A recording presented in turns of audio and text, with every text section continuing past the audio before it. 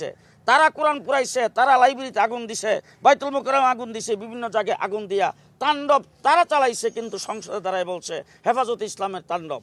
এবং আন্তর্জাতিক অনেক মিডিয়া ট্রাকে লাশ নিয়ে যাচ্ছে, সেটাও ওই সময় ভিডিও ফুটেজে আসছে, বিভিন্ন টেলিভিশনে দেখানো হয়েছে। তখনকার এই পেসিস প্রধানমন্ত্রী, লেডি প্রধানমন্ত্রী, উনি সংসদে দাঁড়ায় বলছিলেন যে আমরা নাকি রং মেখে সেখানে বসাছিলাম এবং চরম মিথ্যাচার করেছেন।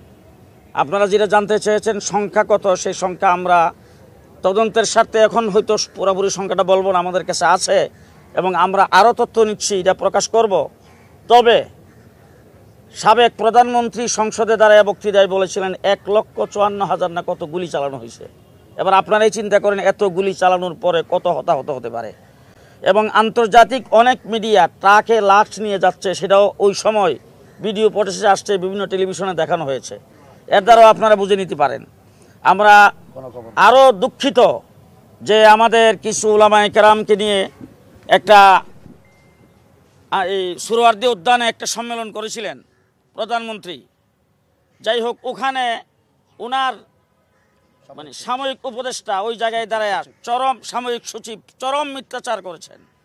উনি বলছেন কোনো হতাহত হয় নাই, কোনো গুলি চালানো হয় নাই, কোনো মানুষ সেখানে আহত হয় নাই, এই ধরনের মিথ্যাচার করেছেন। এবং তখনকার ওই লেডি প্রধানমন্ত্রী বলছিলেন ভিডিও ফুটেজ দেখে প্রত্যেকের বিচার করা হবে। উনি এতদিন পর্যন্ত ক্ষমতায় ছিলেন, কোনো একটা ভিডিও প্রকাশ মানে ফুটেজ দেখেন নাই, প্রকাশ করেন নাই। আমরা এখন পরিষ্কার ভাষায় বলছি, রাস্তার গাছ যারা কাটছে তারা ছাত্রলীগ যুবলীগের কর্মী, আমাদেরকে চাপানোর জন্য। এবং এই বাইতুল মোকাররমে আগুন দিয়েছেন, আমাদের কথাবার্তাগুলি এমনভাবে উপস্থাপন করেছেন যে আমরা নাকি কোরআন পুরাইছি।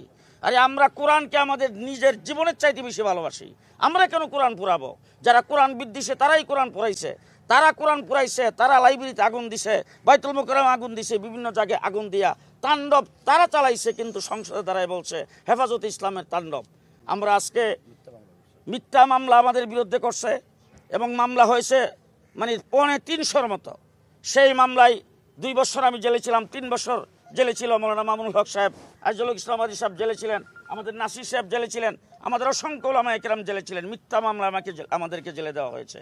আজকে আমরা আন্তর্জাতিক অপরাধ ট্রাইব্যুনালের কাছে আসছি, দেশের পরিবর্তন হয়েছে, আশা করি আমরা বিচার পাব এবং সুনির্দিষ্ট এবং আমরা দৃষ্টান্তমূলক শাস্তি চাই, যাতে ভবিষ্যতে বাংলাদেশে ইসলাম, কোরআন, আল্লাহ রাসূল নিয়ে কেউ যাতে কটূক্তি করতে না পারে, আর সাধারণ জনগণের উপরে এই ধরনের নির্মম হত্যাকাণ্ড যাতে আর না হয়।